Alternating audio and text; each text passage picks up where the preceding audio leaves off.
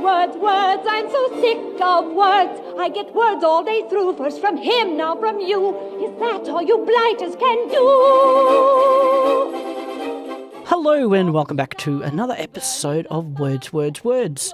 My name is Garth. And my name is Jordie. This is where we take a word from the Douglas Adams book, The Meaning of Life, and match it with a blindness-specific concept. And we've found Australian towns that go with those concepts, because in the Douglas Adams book, he uses English towns that don't seem to have a concept. Words sitting around on poles pointing in places. They've got not much else to do, so let's give them a concept that has no name. Yeah.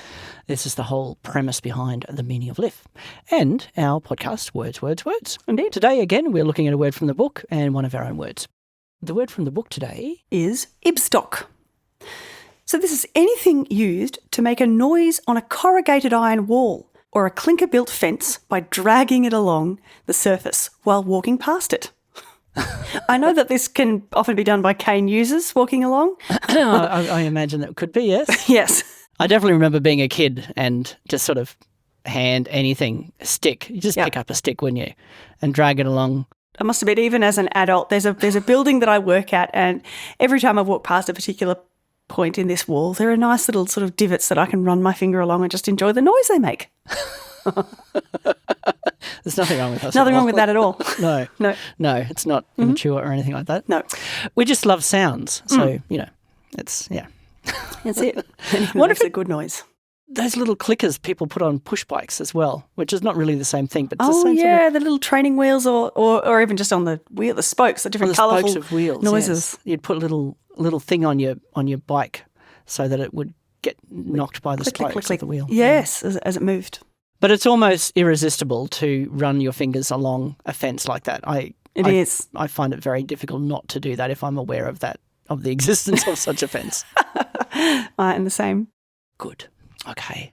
Which takes us to the word sent in by our lovely friend Margie, which was Rooty Hill. Now, this one I'm using constantly now because it comes up all the time and it's perfect. Why can't the English teach their children how to speak? So this is where you're walking along and you trip over a bit of concrete that's been, pushed up by roots of a tree, Rooty Hill. And I don't know, as a dog user, you don't really notice these little changes in height in the concrete. So you do find them at times. Yeah, definitely.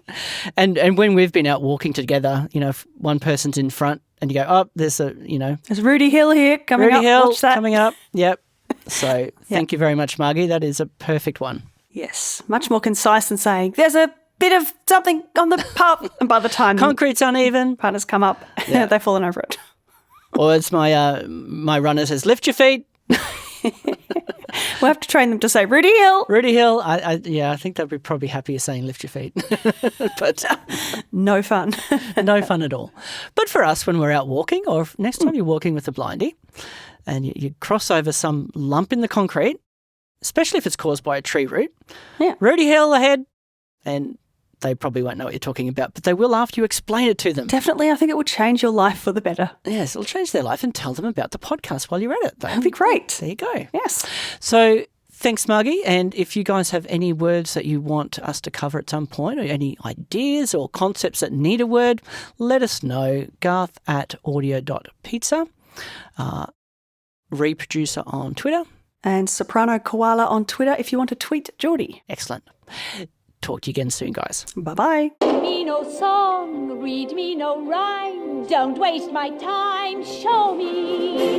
Don't talk of June, don't talk of fall, don't talk at all. Show me. Never do I ever want to hear another word. There isn't one I haven't heard. Show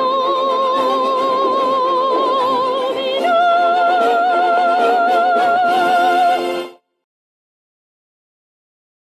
Afcot, noun, the sort of fart you hope people will talk after. Ay, ay, ay. Ay, ay, ay. Ay, ay, ay. Ay.